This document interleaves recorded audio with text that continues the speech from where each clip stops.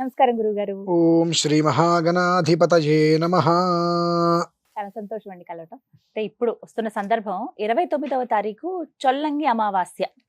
వివిధ పేర్లతో పిలుస్తూ ఉన్నారు ఈ అవును. అమావాస్యని. సాధారణంగా అమావాస్యని ఎక్కువగా పూజించరు. ఆ రోజున ఏమైనా పూజ చేయాలన్నా భయపడతారు. అవును. అమ్మో! ఇవాళ అమావాస్య కీడెక్కువుంటుంది కదా! ఏ అని పని చేయొద్దులే అని ఉంటుంది.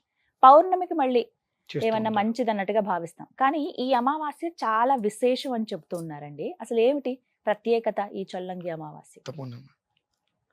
యత్తే దేవా అదధర్భాగధేయమమావాస్యే సంవసంతో మహిత్వా సా నో యజ్ఞం పిపురుహి విశ్వవారే రయిన్నో దేహి సుభగే సువీరం. అమావాస్య అంటేనే యజ్ఞంతో సమానం. హ్మ్. మనమందరము అమావాస్య అనగానే కీడు, అది మంచిది కాదు అనుకుంటూ ఉంటాం. హ్మ్. ఎవరి మనస్సులో ఆలోచన ఎలా ఉంటే వారికి అది జరుగుతుందమ్మా. అంతేనా? ఎందువల్లనంటే నేను ఒకే ఒక్క ప్రశ్న అడుగుతా. ఆ! ప్రపంచం మొత్తంలో కీడు అనేటువంటిది ఎవరి దగ్గర ఉంటుంది? కేవలం ఒక హ్మ్. మనిషి దగ్గర మాత్రమే ఉంటుంది. మరొక మనిషికి చేయగలిగే సామర్థ్యుడు వాడే కాబట్టి. అంటే హ్మ్. ఈ అమావాస్య కావచ్చు, ఇవన్నీ కూడా ఎప్పుడూ కూడా ఇవి కీడు తిథులు కాదమ్మా. హ్మ్. శ్రీకృష్ణ పరమాత్మ భారత యుద్ధం విజయ ముహూర్తాన్ని కాంక్షించి అమావాస్య రోజు నాటికి ముహూర్తం పెట్టింది. హ్మ్. మనం అంతకన్నా గొప్ప వాళ్ళమైతే కాదు కదా! నిజమే కదా! దాన్ని అది పనికిరాదు అని చెప్పడానికి. అది పనికిరాదు. ఎలా పనికిరాదు? హ్మ్. నువ్వు ఏ విధానాన్ని అనుసరిస్తే ఆ విధానానికి అది మలిచి ఉంటుంది. హ్మ్. వె ఒక ఇనప ముక్కని ఇలా మీరు వంచలేరుగా. దాన్ని సాధ్యం కాదు. బాగా కాలిస్తే మీకు వంగుతుంది. వేడి చేస్తుంది. అలానే అమావాస్య అనేటువంటిది చాలా శక్తివంతమైన రోజు కనుక హ్మ్. మీరు ఈశ్వరుణ్ణి పూజిస్తే శుభం కలుగుతుంది. హ్మ్. దైవం, దయ్యం, శివం, శవం అంతే. హ్మ్. మనలో ఆయనుంటే శివం. హ్మ్. ఆయన బయటికెళ్ళిపోతే శవం. కాబట్టి అంతే. దైవం, దయ్యం. హ్మ్. నువ్వు ఏ బీజాక్షరాలను ఉపయోగిస్తున్నావో తాంత్రికంగా ఆరాధిస్తే అది నీకు ఉపయోగపడుతుంది. హ్మ్. మంత్రశక్తిగా ఆరాధిస్తే అది నీకు ఉపయోగపడుతుంది. కానీ అమావాస్య ఎప్పుడు చెడుది కాదు. మన ఆలోచనతో ఆలోచన. విధానంలో మనం ఏది చేస్తున్నామో అది మనకి ఫలిస్తుంది అంతే. హ్మ్. కాబట్టి అమావాస్యని చెడ్డుది అని మనం అనుకోవడానికి అర్హతలు లేవండి. హ్మ్. శుభ నక్షత్రే, శుభయోగే, శుభకరణ ఏవంగనని ప్రతిరోజు చెప్పుకుంటాం. అవును. అంటే ఏ రోజు మంచిది కాదు అనుకోవడానికి వీలేదు. ఉదయం లేచిన దగ్గర నుంచి రాత్రి పడుకునే వరకు హ్మ్. ఏదో ఒక రకంగా నువ్వు టిఫిన్ చేసావు, భోజనం చేసావు, బయటికెళ్ళావు, ఇంటికొచ్చి భార్య బిడ్డలతో సంతోషంగా ఉన్నావు. కాబట్టి ఈరోజు నీకు అన్యాయం చేయలా. హ్మ్. కాబట్టి దీన్ని నువ్వు తిట్టుకోవాల్సిన అవసరం నీకు లేదు. మనం హ్మ్. ఆలోచన విధానం. అవును. ఆ విధానం. అయితే మంగళవారము, అష్టమి ఈ కాస్త ఇవి వచ్చినప్పుడు, హ్మ్. ఆదివారము ఇవి ఆదివారం కలిసి రోజు ఒకటి. వచ్చినప్పుడు ఈ తంత్ర ప్రయోగాలకి ఎక్కువగా ఉపయోగపడుతుంది అని మన వాళ్ళు అంటూ ఉంటారు. హ్మ్. ఉపయోగపడదమ్మా. హ్మ్. ఇవి మారు కోరుతూ ఉంటాయి ఎప్పుడు. ఆహా! మంగళవారం గాని, అష్టమి గాని, ఆదివారం అనేటువంటిది హ్మ్. మారంటే వృద్ధి పెంచుతూ ఆహా! ఉంటాయి. హ్మ్. నువ్వు దేన్ని ఆకర్షించేది ఆకర్షించే విధానంలో ఉన్నావో, దేన్ని హ్మ్. అనుసరించే విధానంలో ఉన్నావో అది 1000 రెట్లు వృద్ధి చెందుతుంది. ఓహ్! అంతే తప్ప ఆ రోజు నాడు నువ్వు కేవలం తంత్ర ప్రయోగమే చెయ్యాలి అని కాదు. ఎవరికైనా ప్రాణ ప్రమాదం వచ్చింది. హ్మ్. ఆ రోజు నాడు చేసేటువంటి ఈశ్వరారాధన చేస్తే 8 సంవత్సరాలు బ్రతుకుతాడు. అబ్బా! అవునండి. వెంటిలేటర్‌లో ఉన్నాడు మనిషి. ఆ! ఆక్సిజన్ పెట్టి. ఆ! తీస్తే చనిపోతాడు. అనే పరిస్థితుల్లో త్రిశూల ఆరాధన. హ్మ్. వీఫూదిని ఒక ప్లేట్‌లో వేసుకొని 8 వైపులా కూడా వీఫూదిని త్రిశూలంలాగా పెట్టి ఆ మధ్యలో శివలింగం హ్మ్. పెట్టి ఈశ్వరారాధన చేస్తే హ్మ్. అయితే క్షణకాలంలో కైలాస యోగం వచ్చేస్తుంది. అంటే మనిషి ప్రాణం విడిచి వెళ్ళిపోతాడు. ఆ! లేదా 8 సంవత్సరాల ఆయుష్ వస్తుందండి. అబ్బా! అమావాస్యకి అంత గొప్ప యోగం ఉంది. ఓహ్! ఇది హ్మ్. బయటకి చెప్పరు. ఎందుకంటే చెప్తే నమ్మరు. నిజమే. నిజమా అని అనిపిస్తుంది నిజమని కాదు. ఇక సహజంగా. రకరకాలుగా మాట్లాడుతుంటారు. హ్మ్. తమిళనాడు వెళ్ళండి అమావాస్య పండగలాగా చేసుకుంటారు. చాలా బాగా ఘనంగా మన వాళ్ళు జరుగుతుంది. అమావాస్య అంటే వామ్మో అంటారు. నిజం. అలా ఉంటుందమ్మా. అంటే హ్మ్. సౌరమానము, చాంద్రమానము. ఆ హ్మ్. 2 ఒకటిగా మనం చూడలేం. మన వల్ల కాదు. చూసిన రోజు నాడు మనకంతా ఒకటిగానే కనిపిస్తుంది. హ్మ్. అయితే ఇక ఇందులో ఈ మరి ఈ హ్మ్. అమావాస్య ఏంటి? ఏంటి ప్రత్యేకత? ఎందుకంత గొప్ప అంటే మంగళవారం వచ్చింది. 28, 29 2 రోజులు అమావాస్యమ్మ. హ్మ్. 28 రాత్రి, హ్మ్. 29 ఉదయం ఉదయం. అమావాస్య. అంటే ఇప్పుడు ఏ రోజున లెక్కించుకోవాలండి? 2 2 లెక్కించాలి. అంటే ఆ! ఎలా వస్తుంది అంటే హ్మ్. దేవతారాధన, హ్మ్. లేదంటే గనక పితృదేవతలకు ఆరాధన హ్మ్. ఇటువంటివి చేసేటప్పుడు సూర్యోదయానికి కావాలి. అంటే 29. 29 ఆ! చేసుకోవాలి. ఆ! 2 అంతకన్నా ప్రాముఖ్యమైనటువంటిది మనిషి జీవితానికి కావాల్సింది విద్య, హ్మ్. ఉద్యోగం, అవును. వివాహం, సంతానం, సౌభాగ్యం. హ్మ్. ఈ 5. హ్మ్. ఈ 5 మనకు కావాలంటే మంగళవారం సాయంత్రం, హ్మ్. ఉదయం పూట మనకు కందులు దొరుకుతాయమ్మా. ఆ!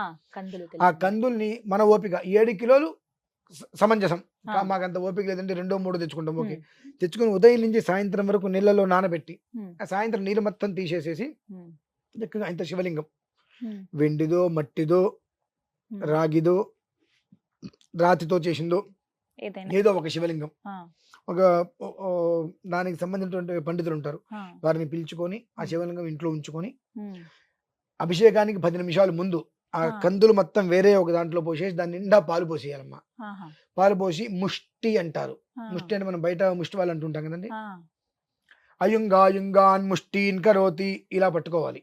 ఆ, దీన్ని ముష్టి అంటారు. ఉమ్, ఆ పాలు కందులు కలిపేసింది ఏదైతే ఉందో దాన్ని ఇలా పట్టుకొని, ఉమ్, వాళ్ళకి ఏ సమస్య ఉంది అంటే చదువు ముందుకు వెళ్ళట్లేదా, ఉమ్, అయిపోయింది, ఉద్యోగం రావట్లేదా, ఉమ్, వివాహం కావట్లేదు, దాని నిమిత్తమా, వివాహం అయింది, ఉమ్. సంతానం అనేటువంటిది గర్భస్రావాలు అయిపోతున్నాయి, అంటే ఆ. సంతానం ఇంకా అందలేదు ఒకటి, చూస్తున్నాను, అన్ని అవును. గర్భస్రావాలు అయిపోతున్నాయి, ఉమ్, అదొకటి. ఉమ్, లేదా వీటన్నిటికి మూలమైనటువంటి దంపతుల మధ్య అనురాగం రావట్లేదు. అవును, దాంపత్యం ఇవి సమస్య. ఏంటి, ఈ ఆరిట్లో వాళ్ళకున్న సమస్య ఏమిటనేటువంటి తీసుకొని ఒక్కొక్క దానికి ఒక్కొక్క మంత్రం ఉంటుందండి. ఉమ్, ఆ మంత్రంతో ఆ శివలింగం మీద ఉమ్, ఇలా అభిషేకం చేసుకోవాలి దంపతులు ఇద్దరు, ఆ ఉమ్, పాలు కందులతో సహా.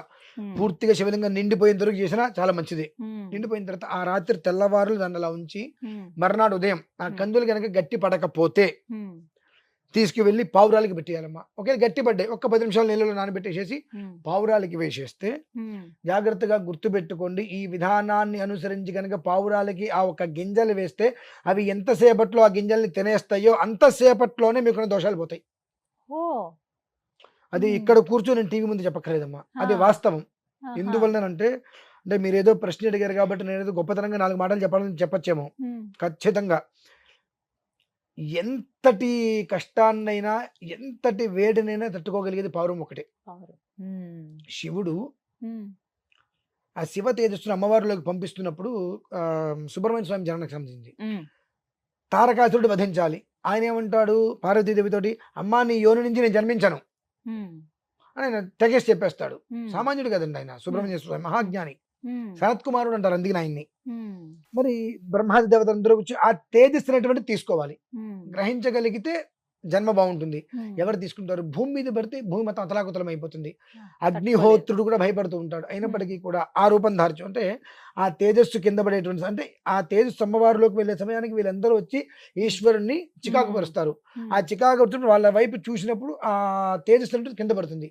ఆ ఆ. కింద పడే సమయంలో అగ్నిహోత్రుడు పావురం లోపల వచ్చి తీసుకుంటాడు దాన్ని. ఉహుం. ఆ మంటని ఆ జ్వాల వేడిని తట్టుకోలేక ఆ తేజస్సు. రెక్కలు కొట్టుకుంటూ నీళ్ళలోకి వెళ్ళి ఆయన వెళ్తాడు. ఉమ్, అలా 6 భాగాలయ్యి ఈయన జన్మ వస్తుంది, షణ్ముఖుడు. ఉమ్, ఆ పావురం మాత్రమే తీసుకోగలుగుతుంది అట్లా ఉమ్, ప్రతి ఒక్కదాన్ని ఇమీడియట్లీగా. ఉమ్, కాబట్టి అందుకే ఇప్పుడు పావురం ఉమ్, వేయమంటున్నారు. ఉమ్, మీరు దేని గురించి అయితే అవి ఇంట్లో పెరగకూడదు. మళ్ళీ ఉమ్, ఇంట్లో పెరిగితే కొన్ని వ్యాధులు వస్తే అది వేరే ఆ, విషయం. పావురాలు రానివ్వద్దండి. ఆ పావురాలకి వాటి పెట్టేస్తే ఉమ్, అవి కనుక తినేసినయ్యా ఖచ్చితంగా 2 లేక 3 నెలలు ఉమ్, ఆ ఫలితం మీరు పొందారా మొత్తం పోయినట్టేది.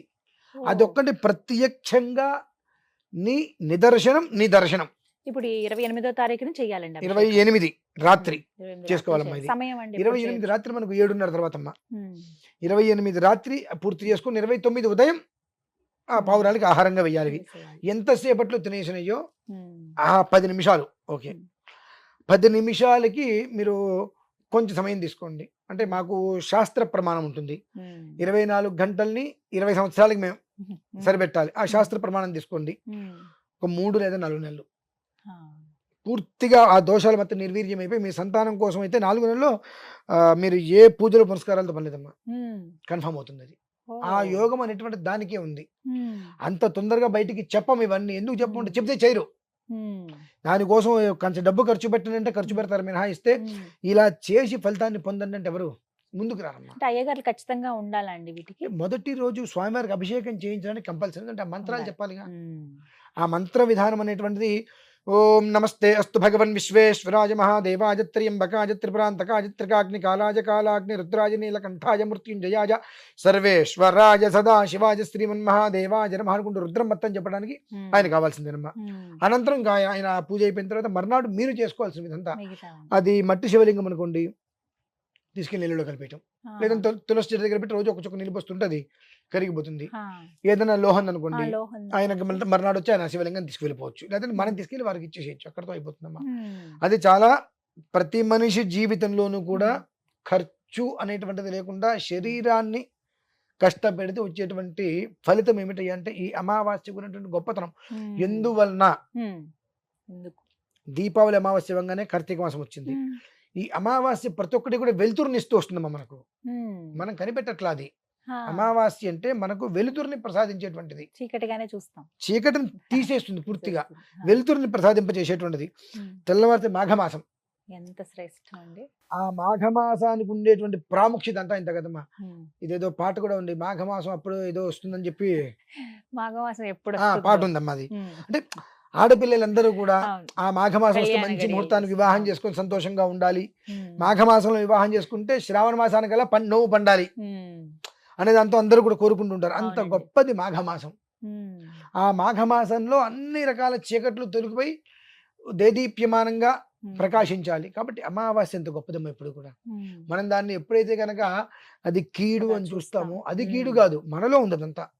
మనలో అంత నెగిటివ్ అదంతా ఉన్నప్పుడు మనం ఎంత చేసినప్పటికీ కూడా అది మనకు అలానే కనిపిస్తుంది తప్ప యోగ్యతరంగా అది మనకు కనిపించదు. కాబట్టి దాన్ని వదిలేయడం శ్రేయస్కరం. చక్కగా ఈ చొల్లంగి అమావాస్యకి ఈ విధంగా చేసుకుంటే చక్కటి పరిహారం అండి. చాలా మంచిదమ్మా. ప్రతి ఒక్క మనిషికి కూడా తన జీవితంలో మంచి స్థితికి వెళ్ళాలి అనుకునే వారికి అందులోనూ మాఘ పాల్గొనాలు ఈ రెండు కూడా చివరి మాసాలు. అంటే ఏదైనా ఒకటి పూర్తయితే రెండోది వస్తుంది, రెండోది రావాలంటే ఒకటి పూర్తి కావాలి. ఆ పూర్తిగా అనుకున్నటువంటిది నిర్వీర్యం చేసేస్తుంది. అది మంచి అయితే వృద్ధి తీసుకొస్తుంది, చెడైతే నిర్వీర్యం చేస్తుంది. మళ్ళీ చైత్రం అంటే వసంత ఋతువు, అక్కడి నుంచి చక్కగా అది మళ్ళీ పునః తీసుకొస్తూ ఉంటుంది. అది చాలా చక్కగా చెప్పారు గురుగారు. ధన్యవాదాలండి.